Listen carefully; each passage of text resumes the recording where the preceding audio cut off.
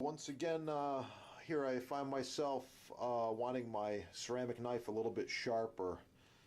It's starting to lose its cutting ability, and after many months of use, it's time to bust out the diamond sharpener.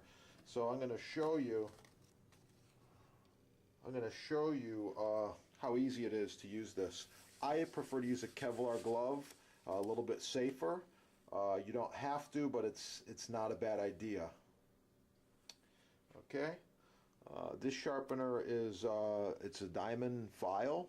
It's very cool, and it comes with a small rest as well. Basically, just put the knife on, and it rests and gives you the perfect angle to sharpen the knife. Completely horizontal and flat, and start at the heel like this, and just go down to the tip. That's all you do. It's very, very easy. I usually do about maybe 8 or 10 strokes. I'm just basically repairing and restoring the bottom edge. And you're wondering if that's doing anything. Well, you can see right there all the ceramic material on the diamond.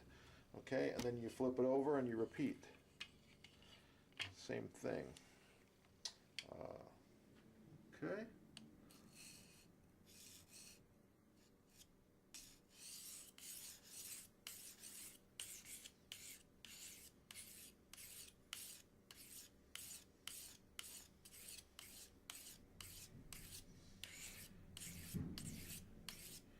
Okay, once you think it's good to go, you just test it.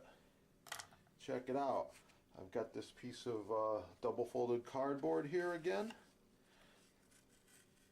Yeah, it's cutting easier. This is a very, very thick piece of cardboard here. I'll give it to you. We'll try it single. Okay. It's knife sharp. It's basically ready to go now. Spend a little more time, get a little bit sharper. The main thing is you want to restore the edge. And again, these items are in stock at your sponsor, including all the ceramic knives. Made in Japan, okay? These items are made in Japan. High quality. ChefDepot.com. Thanks for watching. Have a great day. So for chopping it, you want to make sure your knife's very sharp. Just give it a little chop like so. Alright, this is going to get tossed. It's going to get tossed in a bowl. Okay, along with some vinaigrette.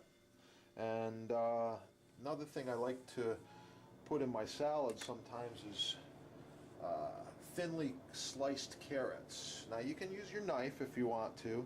You can go really, really thin, like this.